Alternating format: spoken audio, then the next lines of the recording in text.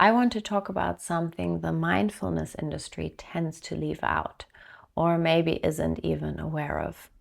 It's the first essential step on the Buddhist path, and spoiler, it's not meditation. Welcome to a cup of Dhamma. Grab yourself something warm and let's talk. The Buddha left us a guide on how to walk the path he discovered on his way to enlightenment. A guide in the sense that everyone has to do this on their own. The Buddha and the teachers who came after him only point the way. Now, over the last few decades, there's been this enormous wave of interest in meditation in the West, which is a great thing. I, for one, wouldn't be sitting here talking about Buddhism if that hadn't happened. And with this wave of interest came the mindfulness industry, which started picking and choosing aspects of ancient practices and selling the idea that 5 minutes of daily mindfulness coupled with some blanket self-acceptance would make you more productive, less stressed, better looking, healthier, essentially a more optimized version of yourself. There is meditation merchandise. There are meditation outfits sold online. There's the promise of a quick fix wrapped in ancient wisdom. And look, stopping for 5 minutes and giving your mind a break from the constant noise in itself is, of course, already really, really good. I'm not dismissing that at all. But meditation is so much more than that. It's developing and training the mind arduously. When you see a master meditator, you can be sure that person has worked really, really hard at one of the most delicate jobs imaginable, catching the mind when it's up to its usual antics, training it with patience, with persistence, with real incisive attention, fine-tuning, finding a super delicate balance that allows it to reach deeper and deeper levels. That's what meditation is, taming the mind. Can you think of anything else that might be harder to train? I can't. And not everyone, including me, can just walk in and start doing that straight away. Something that's gone pretty much under the radar is what Ajahn Thanissaro and other teachers have been saying about this. He says many minds have been so damaged by modern civilization, by the frantic pace and lack of presence with which we live, that they simply can't settle into meditation effectively. And here's what he says about why, and I'm going to read this because he says it better than I can. People's psyches are so wounded by modern civilization that they lack the resilience and persistence needed before concentration and insight practices can be genuinely therapeutic. The problem, though, may not be that there is anything lacking in the Buddhist path, but that we simply haven't been following the Buddha's full course of therapy. The Buddha's path consisted not only of mindfulness, concentration, and insight practices, but also of virtue, beginning with the 5 precepts. In fact, the precepts constitute the first step in the path. There is a tendency in the West to dismiss the 5 precepts as Sunday school rules, bound to old cultural norms that no longer apply to our modern society. But this misses the role that the Buddha intended for them. They are part of a course of therapy for wounded minds. In particular, they're aimed at curing 2 ailments that underlie low self-esteem: regret and denial. When our actions don't measure up to certain standards of behavior, we either regret the actions or engage in one of 2 kinds of denial, either denying that our actions did in fact happen or denying that the standards of measurement are really valid. These reactions are like wounds in the mind. Regret is an open wound, tender to the touch, while denial is like hardened, twisted scar tissue around a tender spot. When the mind is wounded in these ways, it can't settle down comfortably in the present, for it finds itself resting on raw exposed flesh or calcified knots. Even when it's forced to stay in the present, it's there only in a tensed, contorted, and partial way, And so the insights it gains tend to be contorted and partial as well. Only if the mind is free of wounds and scars can it be expected to settle down comfortably and freely in the present, and to give rise to undistorted discernment. So, in other words, before we can follow the Buddha's path in meditation, we need to heal our minds first. We need to build a solid foundation, not try to build on shaky ground of an uneasy, unhealthy, wounded mind. And one of the first ways to do that healing, one that's specifically geared towards building self-esteem, is to take the 5 precepts. The 5 precepts, pañcasīla in Pali, are simple behavioral guidelines for lay Buddhists. They are not commandments from above or rules imposed on you by someone else. Each one is a promise you make to yourself voluntarily because you recognize that it's going to benefit both you, specifically your mind, and everyone around you. They are medicine, not law. There are far more extensive guidelines for monastics, the Vinaya, but for those of us who are living ordinary lives in the world, these 5 are what we build our foundation on.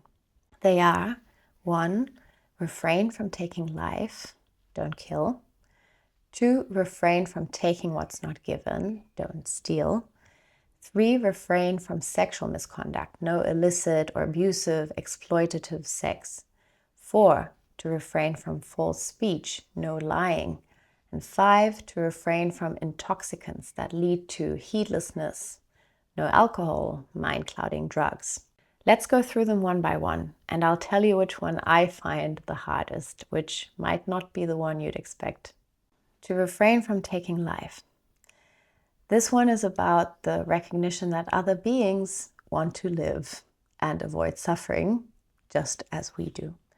No matter whether big or small, ugly or pretty, 2, 4, 8, or 0-legged, all beings want to live, so let's not take that away from them intentionally. But before I go any further, I want to say something that applies to all 5 precepts. Please use common sense. The precepts are not rigid checklists to follow blindly. They're about intention. Just by existing, we host but also destroy microscopic life all the time. Ajahn Brahm spoke of a time when, having exhausted every other option, the monastics had to reluctantly arrange pest control for their monastery, and did that with genuine regret. That regret matters. Intention matters. You're not a monster for swatting a fly, but it's worth noticing over time what the habitual quality of your mind is when you do. Speaking of pests, I have the feeling the first precept is going to get complicated for me when mosquito season arrives. I have very much that instinct because I go into full killing mode when I hear mosquitoes. I'm not sure how I'll deal with this. Then I think about Buddhadasa Bhikkhu, one of the most influential Buddhist teachers in Thai history, who lived from 1906 to 1993. Ajahn Amaro told a story where he visited his monastery, I think in the 70s, and described this scene: Buddhadasa giving Dhamma talks at 5 in the morning, already a commitment from the audience, surrounded by Western visitors, mostly hippies, who probably understood next to nothing of what was being said, which didn't seem to bother Buddhadasa at all. And there were always tons of chickens wandering around, pecking at things, and often one sitting on his lap. And if a mosquito happened to land on Buddhadasa during the talk, he would simply shift the chicken in his lap into a position where it could very easily notice the mosquito. And the chicken, being a chicken, would do what chickens do. Mosquito dealt with, no blood on Buddhadasa's hands, and the talk continued. This shows something really important about the precepts. It's not about performing purity. It's about understanding the spirit of the teaching well enough to navigate real life with a bit of wisdom and lightness. To refrain from taking what is not given. Don't steal. Straightforward in its obvious form, but it goes further than most people think. Taking credit for someone else's work, or keeping extra change when a cashier makes a mistake. The underlying principle is respect for other people's effort, their property, their trust, and a mind that habitually takes what it hasn't earned develops a particular quality over time, a sense of entitlement and deeper down dishonesty with itself. Neither of those things make for good soil for meditation. Refraining from sexual misconduct. This one is about not causing harm through sexual behavior, not engaging in anything that betrays trust, causes suffering, or exploits vulnerability. Affairs that break up families, relationships built on deception, or abuse involving uneven power dynamics. Worth saying clearly, what this doesn't mean is to say sex is bad, or desire is shameful, or that you need to be celibate to walk the path. That's the monastic standard. For lay practitioners, the precept is simple: don't cause harm. Don't deceive. Treat other people's hearts the way you'd want yours treated. To refrain from false speech. And here's the one I find the hardest: not lying. I don't miss intoxicants much. The third precept isn't a problem for me, and the first we'll see when mosquito season arrives, but lying, even small social lies, oh, I can't make it, oh, I'm so sorry, that I find genuinely difficult. I am a bit of a people pleaser, and so much of social life is built on small fictions. They feel harmless, even kind, and sometimes they are, but the habit of reaching for the comfortable untruth rather than the honest answer, it's just no good. The Buddha was clear that honesty sometimes puts you at a disadvantage. You might lose a business deal, you might upset someone, but the long-term effects will always be beneficial. And here's why it matters beyond strategy. The mind is extraordinarily good at lying to itself. We habitually lie to ourselves just as much, if not more, than to others about our intentions to do something, for example. So this precept also goes for how truthful you are with yourself. And every time you choose honesty in the world outside, you're training the mind to be more honest with itself inside. The two go together. You can't really have one without the other. And actually, when you're honest, you don't need to hide from yourself anymore. No matter how hard a day you're having, no matter how down you feel, if you can say, I am an honest person, that is pure gold. That is firm ground to stand on that nothing can take from you. Refrain from intoxicants. This one's slightly different in character from the other precepts. The first four, not killing, stealing, causing sexual harm, or lying, are what you'd find in most ethical traditions across history and the world. Most people recognize intuitively that these things cause harm. The fifth is more specifically Buddhist in its emphasis. It's not that all intoxicants are inherently evil. It's that they undermine clarity and heedfulness, the very thing all the other precepts depend on. A drunk or intoxicated person is much more likely to say something hurtful, to take what isn't theirs, to make decisions they'll later regret. In a sense, this precept protects the other four, and being wasted, unsurprisingly, is also not conducive to meditation.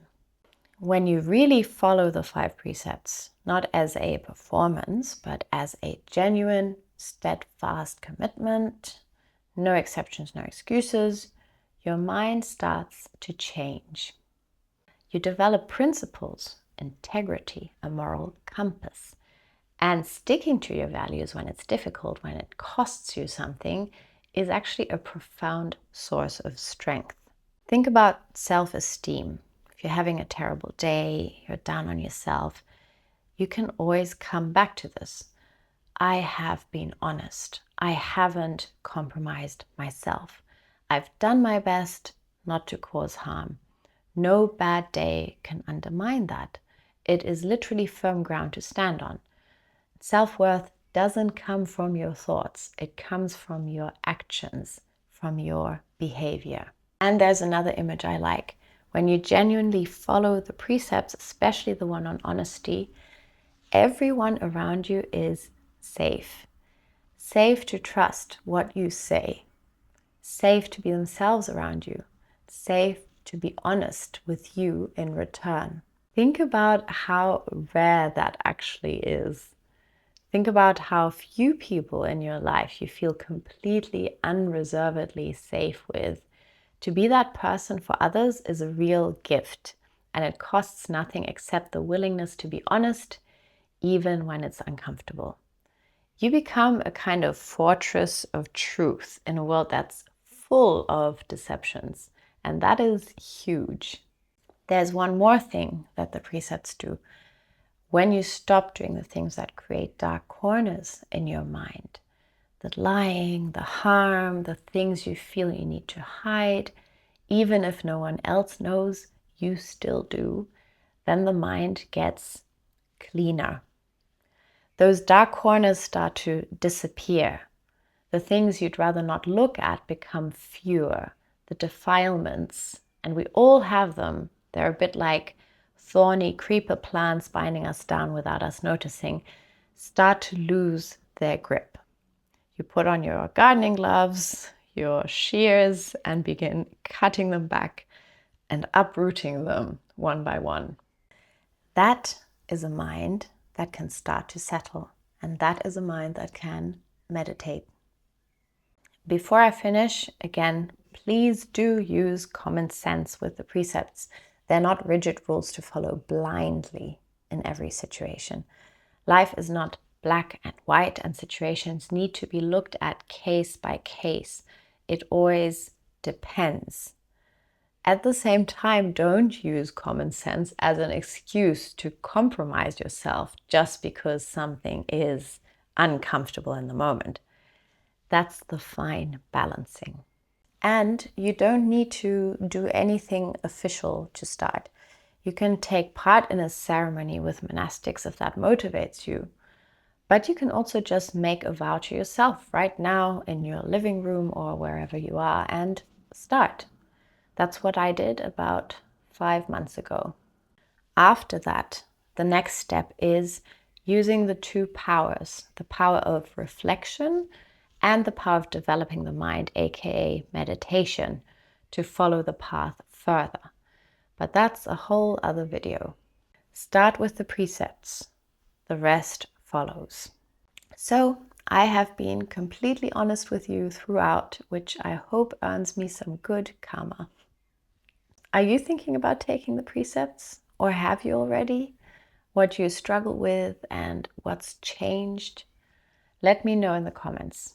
Don't forget to like, subscribe, or share if you enjoyed this, and I will see you next time.